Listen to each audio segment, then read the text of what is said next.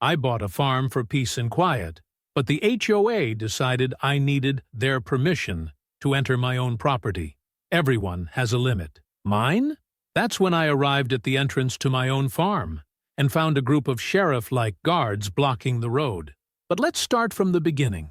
I always dreamed of having a piece of land to escape the hustle and bustle of the city. I worked hard, saved every penny, and finally bought a perfect farm, far enough away that I didn't have to deal with annoying neighbors. I just wanted peace. Except, apparently, peace wasn't something allowed by that damn HOA.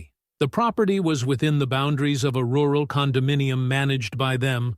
On paper, the HOA only existed to keep the community organized and safe. In practice, it was a circus run by a woman with a mania for control and a bunch of henchmen ready to follow her every command. Ever since I bought the land, this woman has tried everything to bend me to the association's idiotic rules. First came the polite letters saying that my fence wasn't up to established standards. Then came the threats of a fine because my barn was not in harmony with its surroundings. Oh, and the best bit? They tried to ban me from keeping horses because, according to them, large animals needed a special permit. On a farm? I tried to ignore it. After all, it was my land.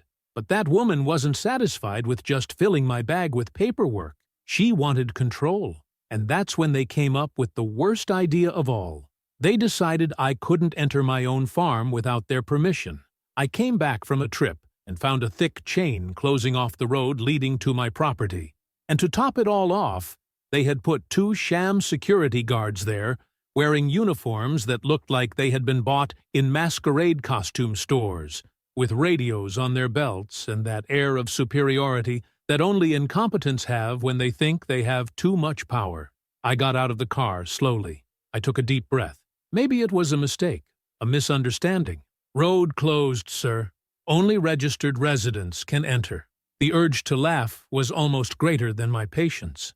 I'm a resident. This is my land. The security guard didn't move. He didn't even blink. Order from the HOA. You need written permission to access the property. I was silent for a moment, just processing the absurdity of it. Did they really think they could boss me around? Now, let's get something straight. This woman could call the shots about what color flower other people put in their garden, but what she didn't know was that I was the sheriff of the damn county. That's right, the guy who commands law enforcement in that area, the guy who signs the permits, inspects properties, and decides what can and can't be done there. But I wanted to see how far they'd go with this nonsense before I showed my cards. I crossed my arms, pretending to be considering the situation. And how do I get this permission? The security guard smiled, thinking he had won. You have to make an appointment with the HOA committee and wait for approval. It usually takes 3 to 4 weeks. I almost applauded. Their effort to be authoritarian was impressive, to say the least.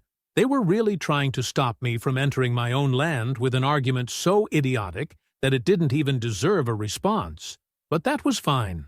If they wanted to play this game, I was going to show them how it was really played. So I just smiled.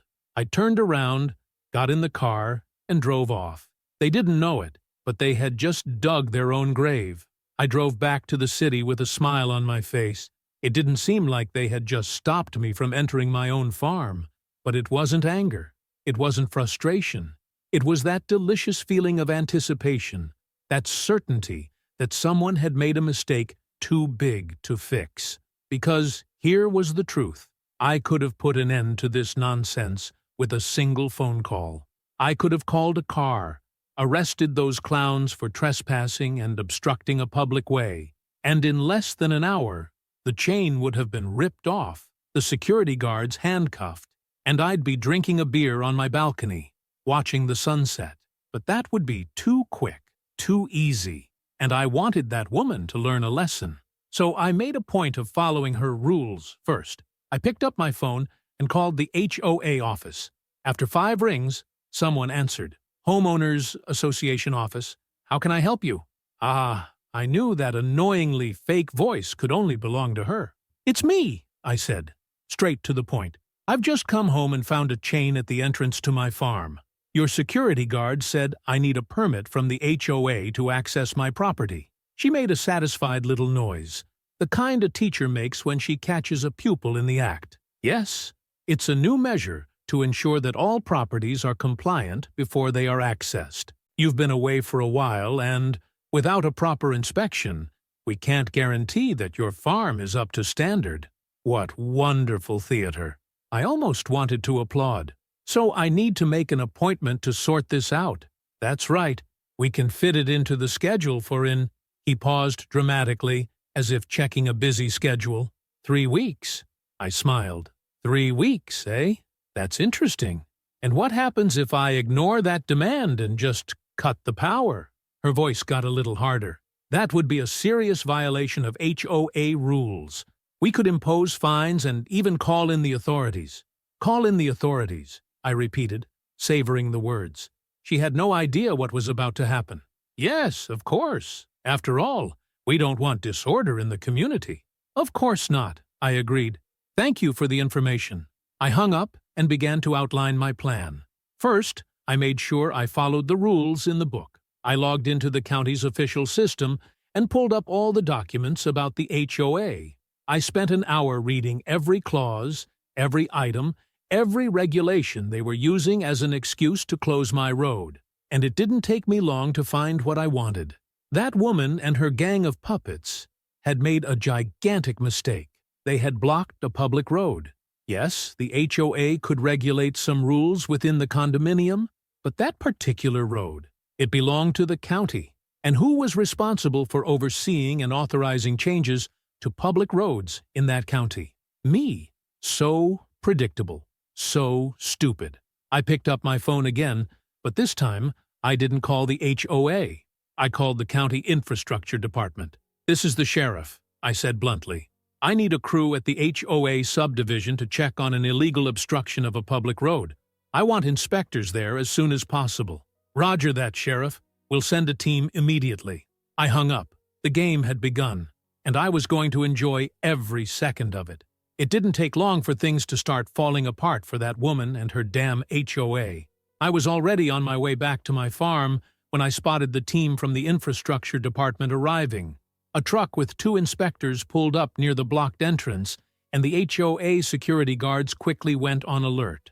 I leaned against the truck and stood there, watching the circus go down in flames. The inspectors came down, clipboards in hand, already analyzing the chain and the ridiculous signs the HOA had installed. One of the guards tried to get in the way. This road is closed by order of the HOA. The inspector didn't even blink. The HOA has no authority to close a public road. Who authorized this? The security guard opened his mouth and closed it again. He obviously didn't know what to say. He was just a pedestrian. But soon, she appeared.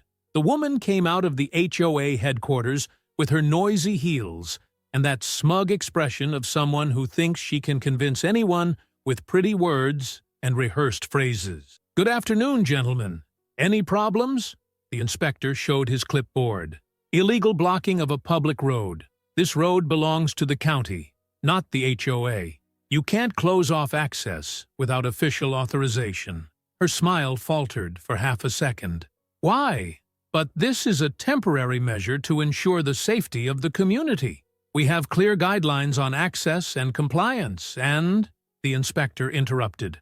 The county doesn't recognize the HOA's authority over public roads. If you wanted to close that road, you should have applied for a permit. And guess what? There's no application on file. The woman forced another smile, but I saw the panic growing in her eyes. Well, maybe it was an administrative error. We can sort it out internally. No, the inspector replied dryly. This is not something that can be resolved internally. We'll remove this chain now and issue an official notification. The security guards exchanged glances. I saw the doubt on their faces. For months, they had obeyed the HOA without question, thinking they were part of some important force. Now, they were seeing that the reality was quite different, but the best part was yet to come. Before they could react, 3 police cars arrived. The officers got out and came straight to me. Sheriff, we got your call. The entire HOA froze. I wasn't just another farmer angry about stupid rules. I was the fucking county sheriff. The woman ran out of color. She opened and closed her mouth a few times, unable to form a coherent sentence. Well, that's... I approached her calmly. You tried to prevent me from accessing my own farm, I said unhurriedly, letting the words sink into her head.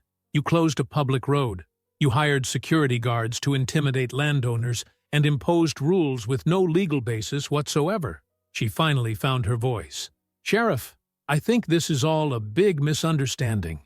The only misunderstanding here, I continued, is that you think you have more power than you really do. I signaled to the policeman, remove that chain. Now, the security guards, who had previously played the tough guys, stood still, not knowing whether to help or run. The police tore the chain off in a matter of seconds, throwing it aside like garbage. The woman took a nervous step forward. This can't happen like this. I'm the president of the HOA. I have rights. I smiled. Good. Then you know you have the right to a lawyer. She blinked, confused. What? I signaled to one of the policemen, who took out a document and handed it to her. Here's your subpoena. You are being investigated for abuse of authority, obstruction of a public way, and misuse of HOA resources. I suggest you cooperate. The shock finally hit. For months, this woman had thought she could dictate the rules, that no one would ever stand up to her. But now, she was surrounded by inspectors, police, and neighbors who were already beginning to gather to watch the show. Her power was gone, and I wasn't finished yet. The woman held up the subpoena paper as if she were reading an alien language. For months, she had ruled this HOA like an absolute queen, handing out fines, threats, and absurd regulations as if she were the only authority around. But now she was surrounded by inspectors, police, and neighbors who, for the first time, weren't on her side. She was no longer the untouchable president of the association. Now she was just another ordinary citizen about to face the consequences of her own actions. But of course, like anyone used to bossing others around, she didn't accept defeat straight away. This is ridiculous. Can't you just come here and enforce the law? I cut her off, crossing my arms. That's funny, because it seems that's exactly what's happening. She tried to regain her composure. This subpoena means nothing. I'll call my lawyer. You do that, I replied, unflustered. In the meantime, I suggest you start getting your paperwork in order, because your tenure at the HOA is numbered. It was then that I noticed something. The look on the faces of the security guards themselves had changed. Those men who had once been so confident, blocking my entrance, now looked uncomfortable. One of them even took his badge out of his pocket and stuffed it in his backpack, trying to get away from the scene without attracting attention. They had already understood. Her empire was crumbling.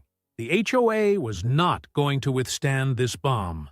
Which brings me to the most beautiful moment in this story. Remember when I said that I read all the association's regulations before taking action?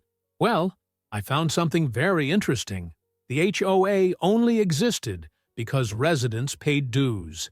If 70% of the owners signed a petition, the association could be dissolved. So, while that woman was still trying to pick up the pieces of her own collapse, I pulled a clipboard out of my pocket and held it up to all the neighbors watching. Folks, here's a petition to end the HOA once and for all.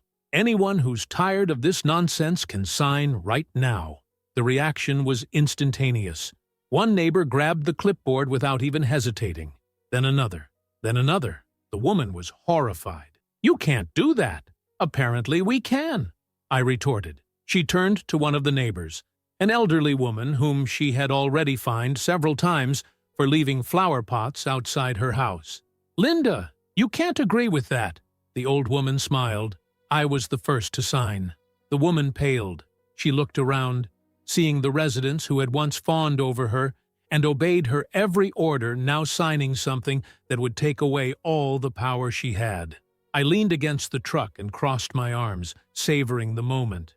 Looks like your time is up.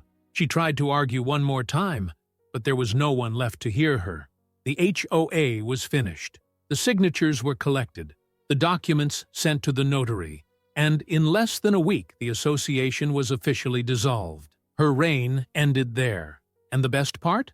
Without the HOA to regulate the neighborhood, residents started doing what they wanted. The neighbor with the blue house, who had been fined for years because the color of his house didn't match, painted everything bright red. The lady with the flower pots filled her garden with so many plants that it looked like a jungle. And what about me? I put up a big sign at the entrance to my farm. Welcome to my property. Now, no frills.